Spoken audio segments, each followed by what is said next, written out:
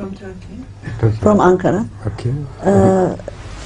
Same person asked that should we take the news seriously that man can be copied by the biologist? Yes. We should take this news very seriously.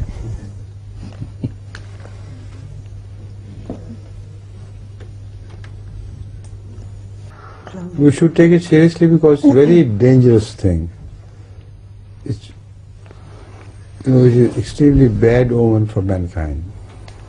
So in that sense, we should take it seriously. They can do it, there's no doubt about it. So if the questioner has any doubts about the possibility of this thing, he should dispel these doubts. Scientifically, it has been it is possible. It has been experimented, it has been displayed